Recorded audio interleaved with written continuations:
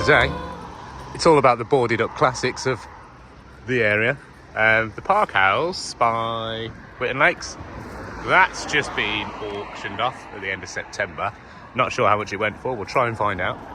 So, I couldn't find out how much it went for because it's no longer on the market. The auction was in September 2023, so I have found the advert for what was for sale.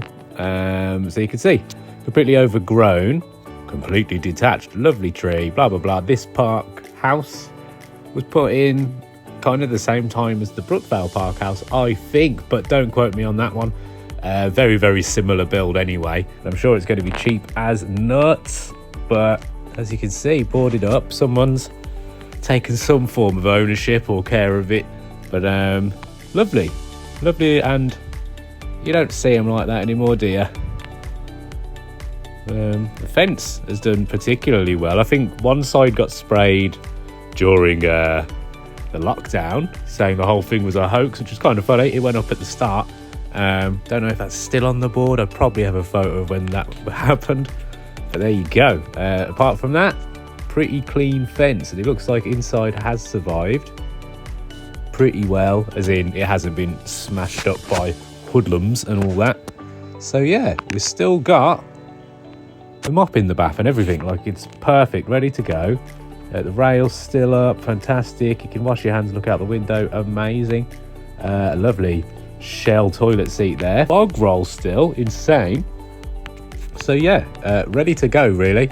Whoever got it was a lucky man. Natural lighting inside too, which is just wonderful.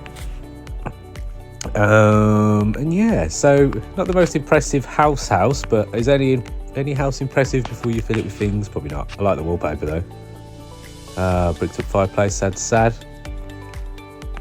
And what else we got? Ooh.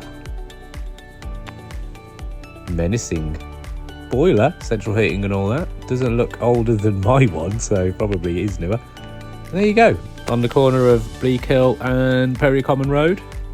A little bit of fixed up. Who covered the graffiti with blue paint? It's bizarre.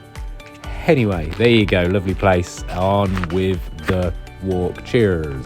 And unfortunately, so soon, the Stockland, well, the village, the pub that we looked at in the trams video, is boarded up too. So let's go and see that already. What was that, 4 days ago?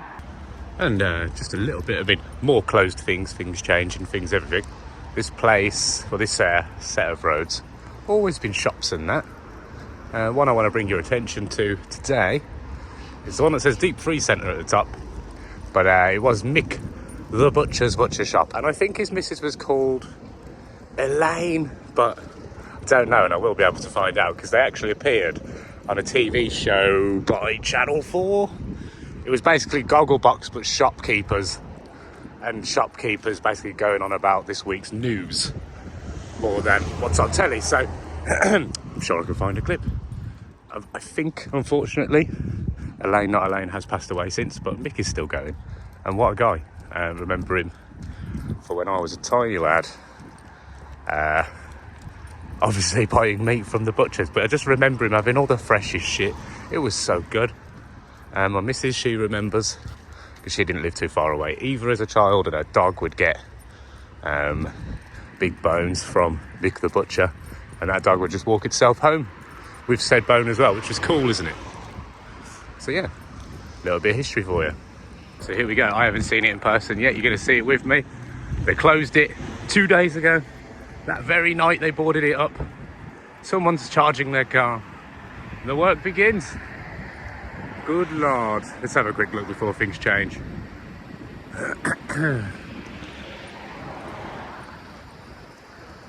Wow.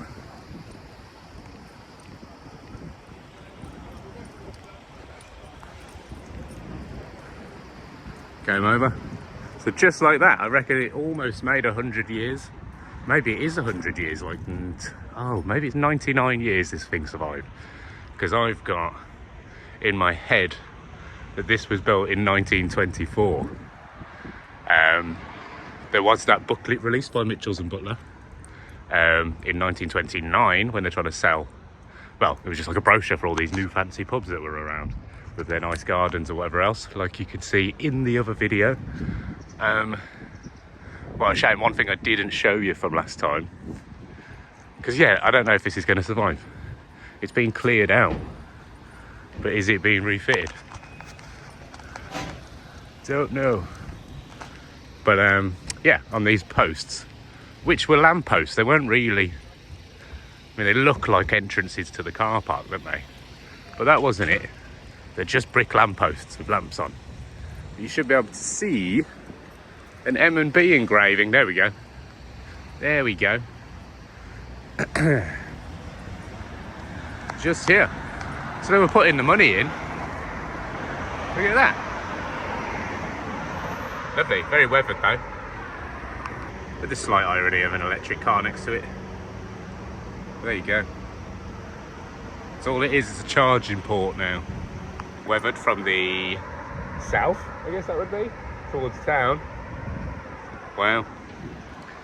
So place your bets. Will it be replaced, renewed? We don't know. Well, at least we've got the footage, hey. Probably the freshest, whilst it was open footage, belongs to a Brummie Wunders. And you can find that in this video, which I will link below. What, Sharon? How long till it burns down? I give it March the 3rd. Why not? Yeah, this ain't gonna survive. But you know, village green, everyone.